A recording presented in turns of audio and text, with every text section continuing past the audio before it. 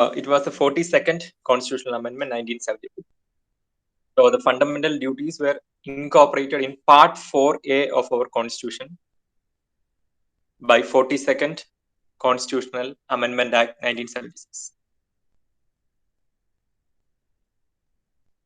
So this was actually our parts of our Constitution. You can see that Part 1, Union and its territory, then citizenship, that comes under Part 2, then fundamental rights is coming under Part 3. And so far we have discussed about these three parts. And Part 4 is that is directive principles of state policy. That also we will be discussing in this module. But right now we are discussing about Part 4A. So you can see that that's clearly an amendment, right? Part 1 to 22 are initially ഉണ്ടായിരുന്നത്. So this is an addition. This was actually an amendment. So you can see that Part 4A, that is related to fundamental duties.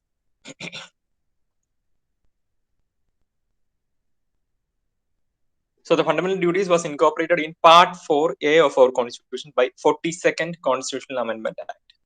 So this 42nd Constitutional Amendment means at that time actually several amendments were made. Several amendments in the sense, certain terms in our preamble. നമ്മുടെ preamble കുറച്ച് terms ഉണ്ടായിരുന്നില്ല. For example, let's see our preamble so that you can relate that.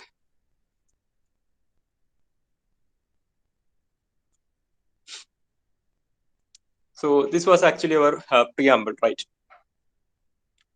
So this 42nd Amendment has got another importance, that the two terms called socialist and secular. Socialist, secular, you can see that terms in the preamble. So these two terms were initially not there in our preamble. Later it was also been amended, that was added to the preamble, and this was also as part of the 42nd Amendment. Okay, you remember that 42nd Amendment, or you just think of two things. One is, most important thing is fundamental duties. Okay, fundamental duties was introduced to the Constitution as part of 42nd Amendment. Another thing that you should remember that is very important is the terms socialist and secular. These two terms were included in the preamble of our Constitution as part of the amendment. Remember these two things. The term socialist and secular was added to the preamble as part of 42nd Amendment. Along with that, the fundamental duties was also been enacted or added to the Constitution as part of 42nd Amendment. And that's the reason. Not just that, but many amendments many things were been done through this 42nd Amendment. So we call 42nd Amendment in another term also. We call that 42nd Amendment as mini constitution. The 42nd Amendment le kore changes നടത്തിയിട്ടുണ്ട് Constitution. So many articles were being changed and all. So we will discuss that in detail later.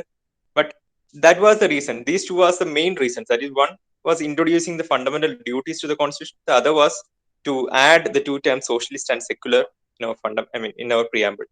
And due to this, the 42nd Amendment was actually called as the mini constitution. Remember that term. So throughout the session, we will be discussing about certain amendments. നമ്മളിപ്പം പഠിച്ചിട്ടുള്ള കുറെ amendments ഉണ്ട്. Already നമ്മൾ കുറച്ച് amendments 104th amendment വരെ നമുക്കുള്ളത്. Latest ആയിട്ടുള്ളത് 104th amendment ആണ്. Till that we had many amendments, but even in that list, you should be able to know or study some of the important amendments like this from 42nd Amendment. You should be able to learn that. Then any other amendment that you are familiar with as per our discussions so far?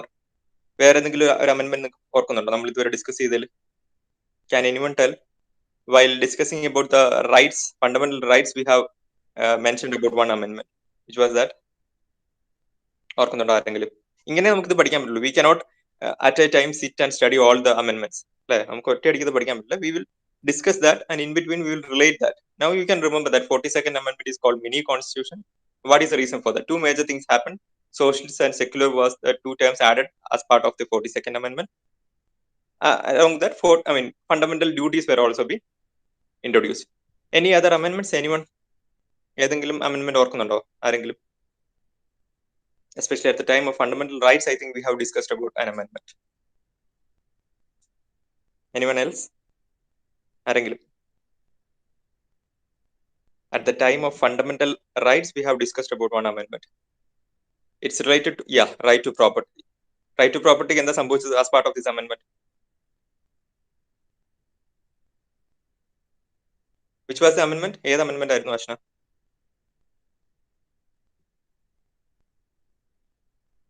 44th, exactly. So that was another amendment. That was right to property was being taken away from the fundamental rights as part of 44th amendment. So you can remember at least two of this now. നമ്മളിങ്ങനെ കുറെ amendments പഠിക്കുമ്പോൾ നിങ്ങൾ mark വയ്ക്കും, but still you should remember these two amendments, very important. 42nd is especially very important. Okay, moving further. So that is already mentioned in the slide. This right was removed from the list of fundamental rights. Say the fundamental right to property was being taken away from the fundamental rights list by the 44th constitutional amendment.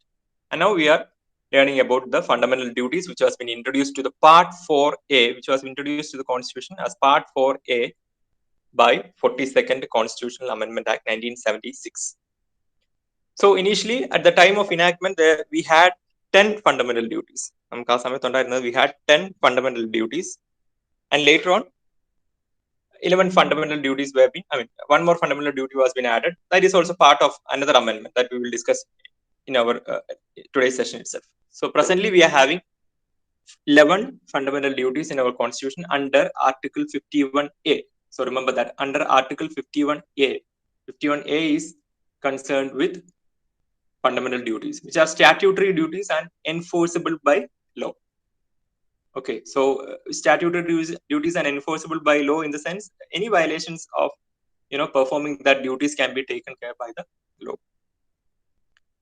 So the idea behind the incorporation of fundamental rights was to emphasize the obligation of citizen in exchange of the comprehensive fundamental rights enjoyed by them. So there is a correction. This is fundamental duties.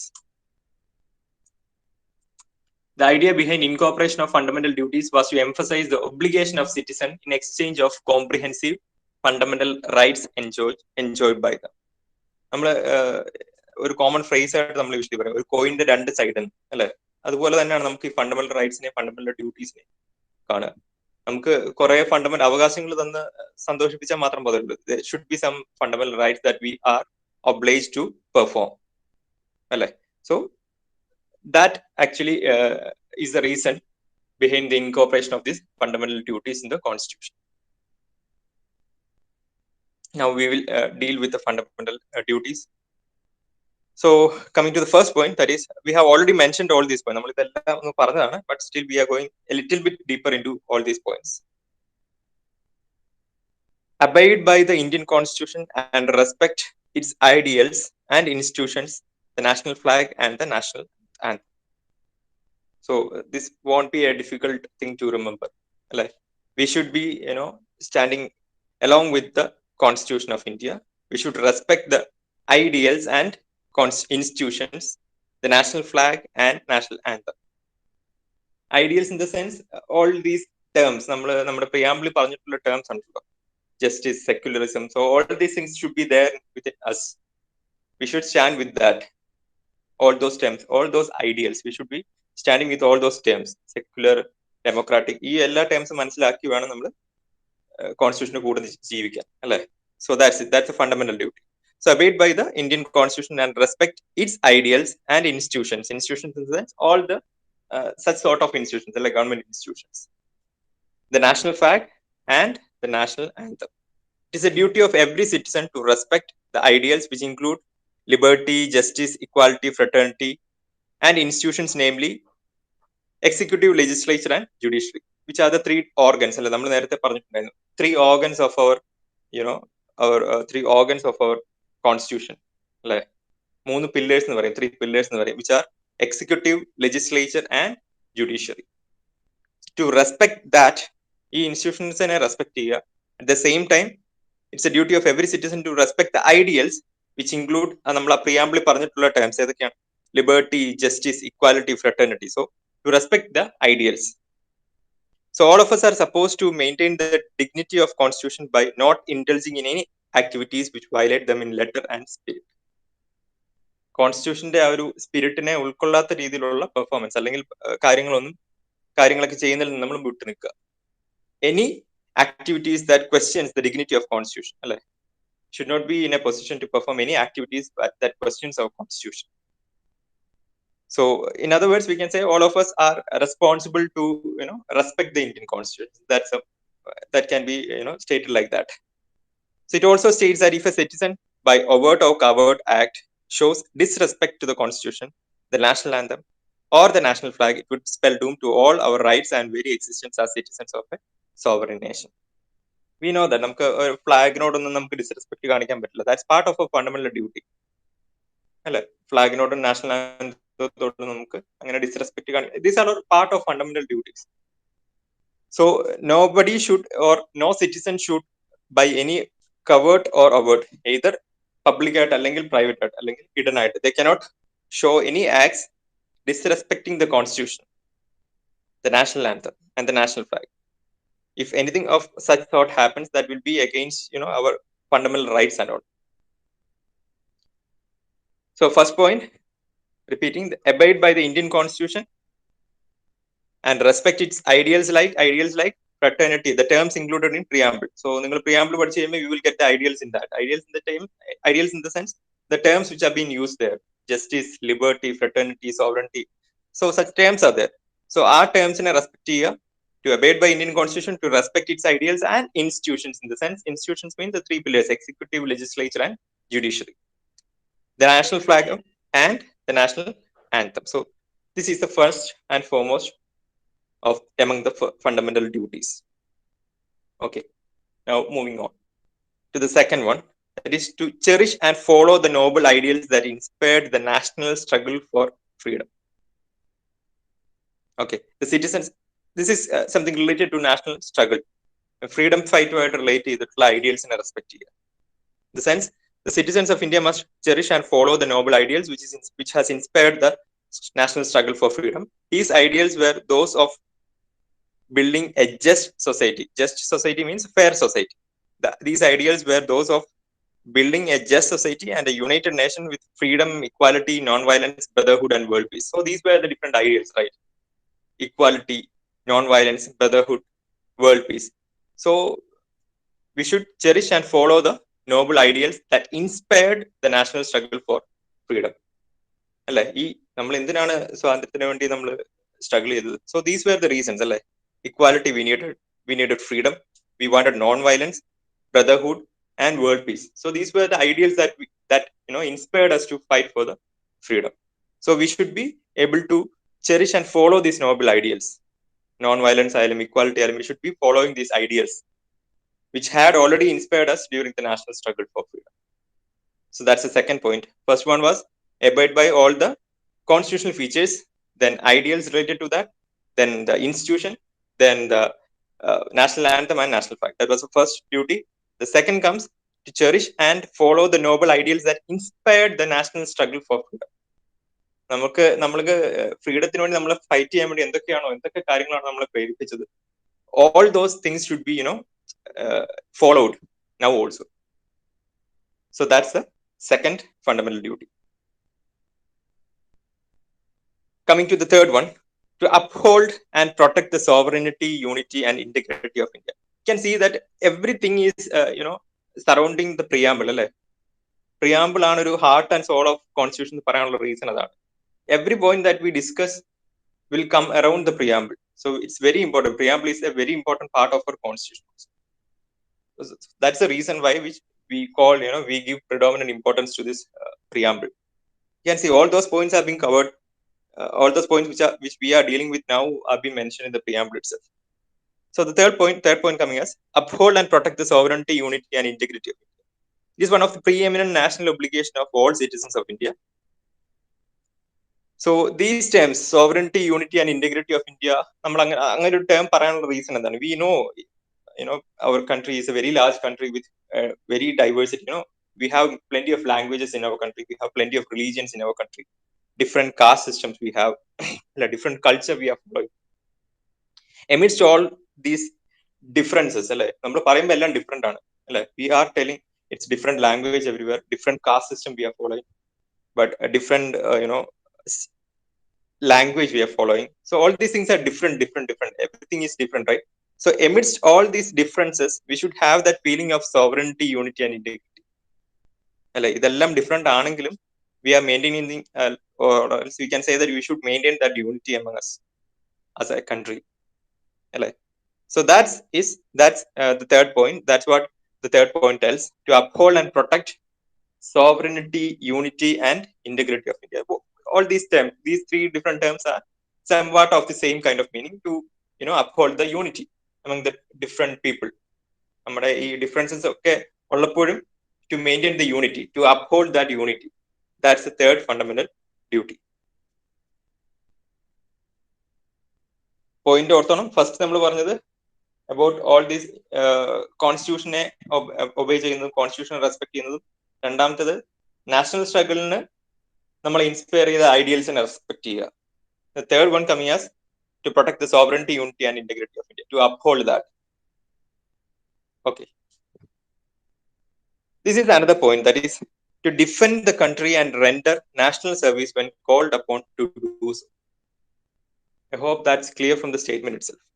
To defend the country and render national service when called upon to do so. So when, if you say, if our country has been involved in some war with other countries or something like that, then it becomes our fundamental duty to fight for the country, or to move our soldiers, or to take up the arms when we are called for. So നമ്മളെ വിളിക്കുകയാണെങ്കിൽ we should be, that's our fundamental duty, right?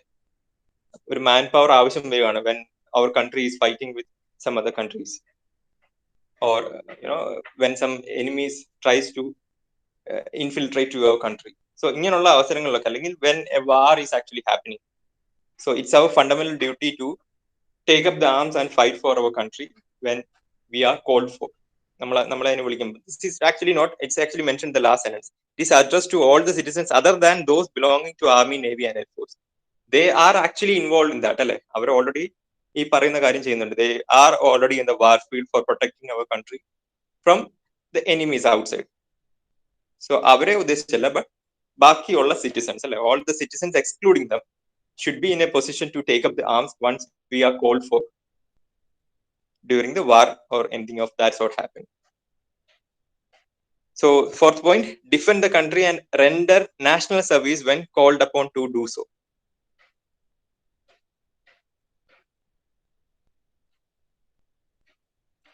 ഇത് ഓർക്കുന്നുണ്ടോ ആരെങ്കിലും? ഒരു വാർ നടക്കുന്ന സമയത്ത് എന്തോ ഒരു കാര്യം നമ്മൾ നേരത്തെ പറഞ്ഞ് റിലേറ്റ് ചെയ്ത് പോയിട്ടുണ്ട്. Do anyone remember that? War നടക്കുന്ന സമയത്ത് ചില കാര്യങ്ങളിൽ നമുക്ക് റിലാക്സേഷൻ ഉണ്ടാവില്ല, അല്ല ചില കാര്യങ്ങൾക്ക് നമുക്ക് റിലാക്സേഷൻ ഉണ്ടാവും. എന്താണത്? Anyone remembering about that? We have pointed out one thing related to the war. When war is happening, something cannot be happened, or something cannot be permitted. What is that? ആരെങ്കിലും ഓർക്കുന്നുണ്ടോ? Anyone?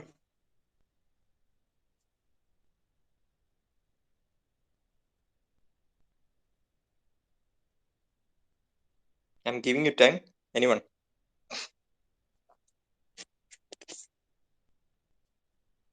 When a war is happening, we won't be able to perform one thing.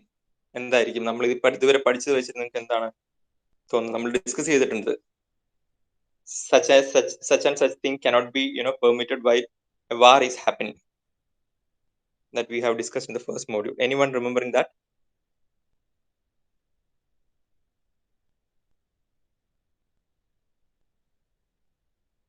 Anyone? ആരെങ്കിലും ഓർക്കുന്നുണ്ടോ?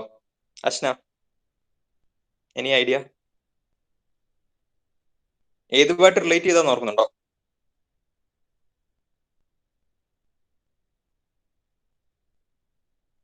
അനുശ്രീ? അല്ല, നിങ്ങൾക്ക് open up ആയി പറയാം കേട്ടോ. അറിയെങ്കിൽ ഓർക്കുന്നുണ്ടെങ്കിൽ ഓർക്കുന്നുണ്ടോ, ഇല്ലെങ്കിൽ എന്ന് പറഞ്ഞു, കുഴപ്പമില്ല. I just wanted to know whether anyone remembers that. Hello, Anusree?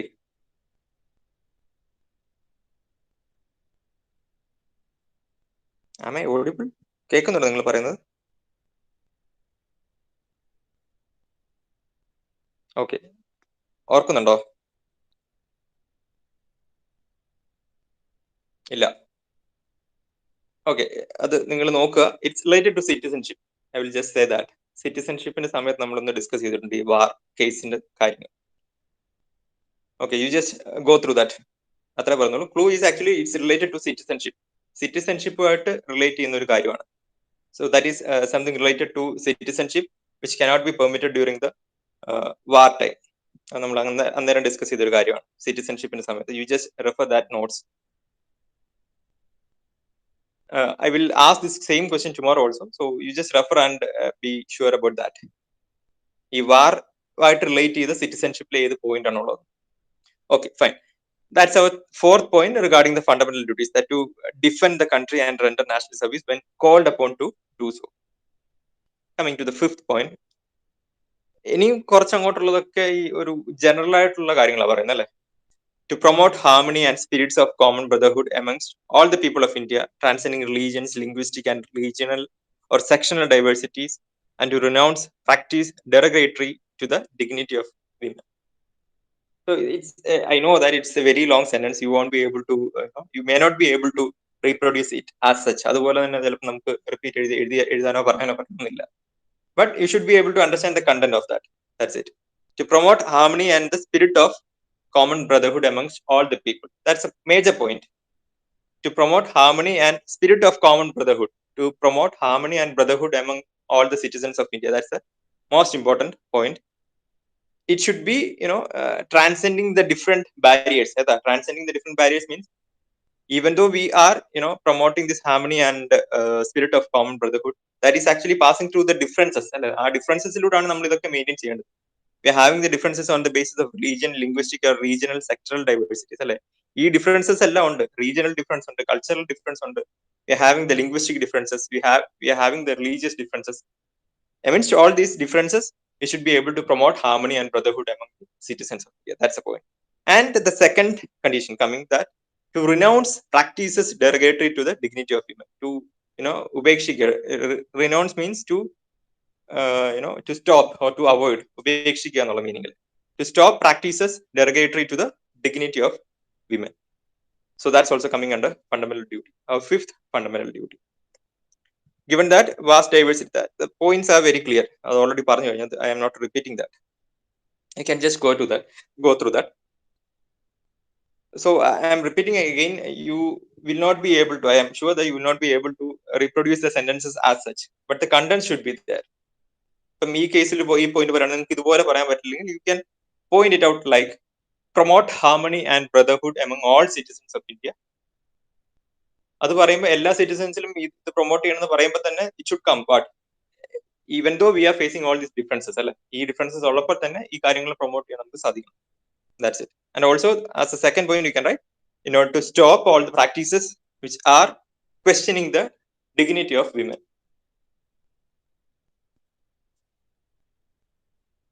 Okay, that's it. That's the fifth point. Fifth fundamental duty, in fact. Coming to the sixth one, value and preserve the rich heritage of the country's composite culture. Yes. Sixth point is something related to culture. To value and preserve the rich heritage in the sense, rich heritage of the country's composite culture. Our cultural heritage is one of the noblest and richest. It is also the part of heritage of the earth. It's our duty to protect what we have inherited from the past, preserve it and pass it on to the future generations. So നമ്മളിപ്പം നിൽക്കുന്ന ഒരു culture അല്ലെ, cultural progress അല്ലെങ്കിൽ cultural situation എന്ന് പറയുന്നത് that is actually not created by us, അല്ലെ, നമ്മൾ create ചെയ്ത കാര്യമല്ല. That was actually given to us by our ancestors, or നമുക്ക് മുമ്പ് ഉണ്ടായിരുന്നവർ പാസ് ചെയ്ത് തന്നാണ്. So we also have that fundamental duty to preserve that culture, അല്ലെ, to preserve that culture and pass on to our future generations. So that's it. That's the content of this fundamental duty, that is to value, that is to give value, that is to value and preserve the rich heritage of the country's composite culture. India is one of the most ancient civilizations in the world. Our contributions towards art, science, literature is well known to the world. These are common statements. So these are the six fundamental duties. Then going to the seventh one, protect and improve the natural environment, including forests, lakes, rivers and wildlife, and to have compassion for living creatures. Yes. These natural reserves are the most valued assets of our country. Hence, it is the duty of every citizen to protect it. ഏതൊക്കെയാണ്?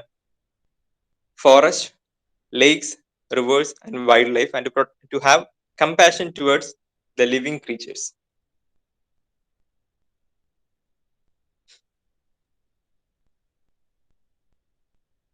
The last point that we will be discussing in while discussing DPSP, that is directive principles of state policy എന്ന് പറയുന്ന point ഉണ്ട് നമുക്ക് ഈ മോഡ്യൂളിൽ. We will discuss about that at that time. So that's it. To protect the natural environment, including the forests, lakes, rivers, and wildlife, and to have compassion towards the living creatures. So these are stated in the as the seventh fundamental duty. So here, then moving on. The eighth fundamental duty is coming as develop scientific temper, humanism, and the spirit of inquiry and reform.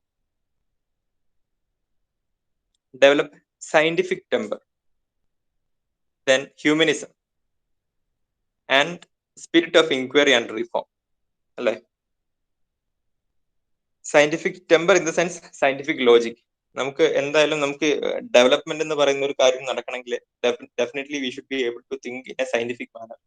എന്തൊരു കാര്യം സംഭവിച്ചാലും അതിന്റെ science അല്ലെ, to think in a scientific manner is what we call it as scientific temper. And we should be always having that spirit of enquiry and reform. നമ്മളിപ്പം ജീവിക്കുന്ന ഒരു സാഹചര്യം അല്ലെങ്കിൽ നമുക്കിപ്പം ഇപ്പോഴത്തെ ഒരു സിറ്റുവേഷൻ എന്ന് പറയുന്നത് it's not the same as that we had say around ഒരു 10-20 ഇയേഴ്സിന് മുമ്പുള്ള അതേ സാഹചര്യങ്ങളോ അതേ രീതികളോ അല്ല ഇപ്പോൾ അല്ലെ. We have actually transform. So we should be able to adapt to that changes. ഈ ചേഞ്ചസ് ഉണ്ടാണെങ്കിൽ definitely there should be enquiries or questions, queries should be there. Then we should be able to think in a scientific manner. ഈ scientific advancements ഒക്കെ വരുന്ന കൂട്ടത്തിലാണ് നമ്മുടെ ജീവിത സാഹചര്യങ്ങളും സിറ്റുവേഷൻസും ഒക്കെ ചേഞ്ച് ആകുന്നത്. We are not actually sitting idle അല്ലെ, നമ്മൾ വെറുതെ ഇരുന്ന് we are not passing time. We should be having this scientific queries and all. Then only we can advance in the world. So it's a duty of every citizen to protect and promote scientific temper and spirit of inquiry to keep pace with the fast changing world. So that's the point. So a reason for saying that we should be having scientific temper as spirit of inquiry and all is that we should be able to develop along with the world. അല്ലെ, ലോകം വേറൊരു പേസിലും നമ്മൾ കുറച്ച് slow ആയിട്ട് പോയപ്പോൾ we should be going along with that. So for that we should be able to think scientifically. We should be able to have inquiries, and we should be able to adapt to the reforms. Or reforms mean പരിവർത്തനങ്ങളിൽ നമ്മൾ എന്തായാലും changes ഉണ്ടാവും. We should be able to adapt these changes. That's coming as eighth fundamental duty. We are having 3 more.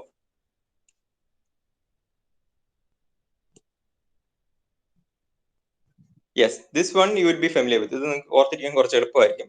You just think about the strikes, bends and all. Okay, അങ്ങനെ national strikes and bends അങ്ങനത്തെ കാര്യങ്ങൾ നിങ്ങൾ ആലോചിച്ചാൽ മതി. You can easily relate to that. Safeguard public property and to observe violence.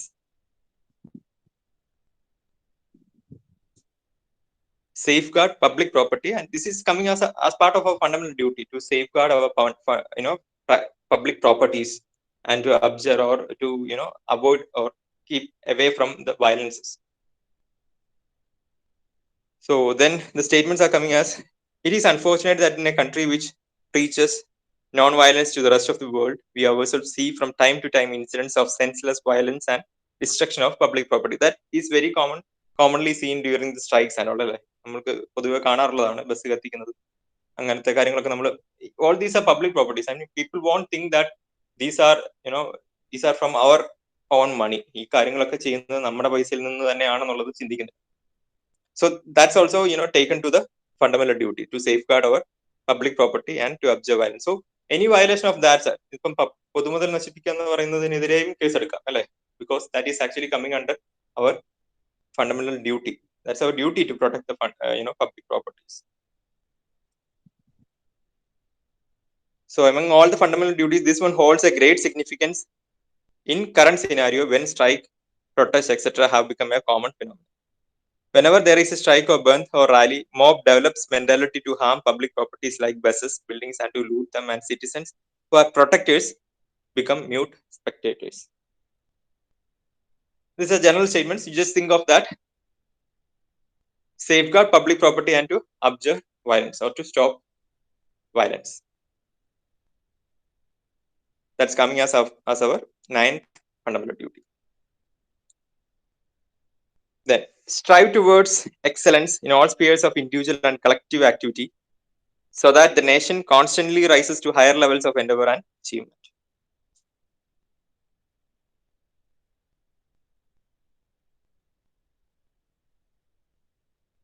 As responsible citizens, whatever work we take up should be directed towards achieving the goal of excellence so that our country constantly rises to higher levels of endeavor and achievement.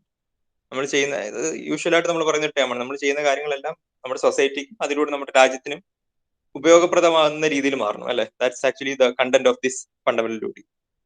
That is whichever be the way in which we are going to excel in our career or whatever way we perform, all that things, all those performances should be in a way to excel the country's common spirit. Like that's actually the point. Whatever work we take up should be directed towards achieving the goal of excellence of our country. This clause has potential to not only regenerate and reconstruct the country but also to raise it to the highest possible level of excellence. And finally, moving to the last point, which was actually, as I mentioned, we had just 10 fundamental duties at the time of enactment of fundamental duties. But later on, this was added as 86th Constitutional Amendment Act, 2002. 2002-ലാണ് ഈ ഒരു fundamental duty കൂടെ added ആയി വന്നു as part of an amendment in 86th Amendment 2002. Remember that also. So now you can remember the three amendments. 44th Amendment related to removing right to property from the fundamental rights. 42nd Amendment regarding adding the two terms socialist and secular to the preamble and then introducing fundamental duties to the constitution. 42nd Amendment il varum. And now 86th Amendment, which actually brought the 11th fundamental duty, that is to provide opportunities for education to his child or ward between the age of 6 and 14 years. This duty was added by 86th Constitutional Amendment 2002. It was the recommendation of National Commission to review the working of Constitution to make education a fundamental right of all children up to age of 14. Remember that. To provide opportunity for education to his child or ward. That's actually the point. Education to all children having the age from 6 to 14. Compulsory education എന്ന് പറയുന്നൊരു point കൂടെ add ചെയ്തിട്ടുണ്ട്. That's actually part of 86th Constitutional Amendment 2002. So these are the 11 fundamental duties. ഇപ്പം ഈ മോഡ്യൂളിൽ നമ്മൾ മൂന്ന് കാര്യങ്ങളാണ് നോക്കുന്നത്. One is mainly four things. One is definition for the state definition. I think you have an idea about that. State എന്ന് പറയുന്നത് എന്താണ്, you know that, including what all things know. Then the second point is related to fundamental rights. That is 6 fundamental rights that we have discussed in the last sessions. The third point that we are going to we have discussed already is about the fundamental duties. At least you should be able to remember നിങ്ങൾക്ക് ആ statement വായിക്കുമ്പോൾ താഴെയുള്ളത് നിങ്ങൾക്ക് എഴുതാൻ പറ്റണം. That we cannot learn everything അല്ല. നിങ്ങൾക്ക് ഈ fundamental duties 11 നിങ്ങൾ പഠിക്കണം. പിന്നെ അതിന്റെ explanations you should be able to contribute from your own end. That can be made easier only after having constant reading about this. And that was the third. And the fourth one is directive principles of state policy. ആ ഒരു topic കൂടെ ആയിരിക്കും നമുക്ക് ഈ മോഡ്യൂളിലുള്ളത്. That is in your second module. Okay. I hope it's clear. At least the content of these fundamental duties. That's it. You can mark your attendance now. Next class we will be discussing directive principles of state policy, DPSP. Please mark your attendance.